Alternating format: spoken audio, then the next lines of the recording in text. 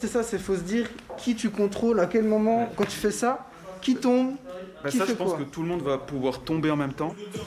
Les restrictions imposées par la pandémie qui dure n'ont pas altéré leur envie de danser.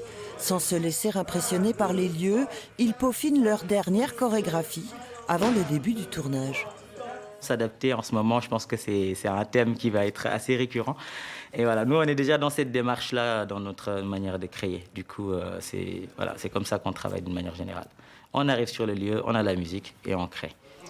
Né il y a un an, le collectif Porte-Avions, composé d'une vingtaine de danseurs tous bisontins, a décidé de créer sur la toile en attendant de retrouver le public. Des chorégraphies avec la ville pour décor, dehors et dedans. C'est un projet qui me trottait dans la tête depuis le premier confinement. Il y a eu pas mal d'initiatives de vidéastes autour de la musique.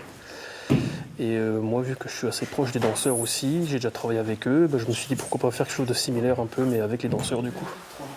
Le collectif a déjà une vingtaine de vidéos à son actif. Chaque fois, une nouvelle chorégraphie, un nouveau lieu. Danser au musée, c'est un privilège. Depuis que j'ai remis les pieds dans ce musée, justement, pour voir les lieux, réfléchir sur comment on allait danser, rien que ça m'a fait du bien, parce que retourner dans un lieu comme ça, où il y a pas mal d'œuvres d'art, c'est impressionnant déjà, puis ouais, franchement, ça fait du bien. Servir de décor aux danseurs, c'est une autre façon de faire vivre le musée du temps, l'opportunité de pallier la trop longue absence des visiteurs et peut-être séduire un nouveau public. Quand on montre que le musée n'est pas un mausolée, que c'est pas un endroit où l'accès est compliqué et qu'au contraire on peut y faire toutes sortes de choses et que c'est moderne, vivant, dynamique, c'est beaucoup plus facile d'y entrer et de venir visiter. Le collectif multiplie les projets. Un tournage est prévu à la Citadelle de Besançon.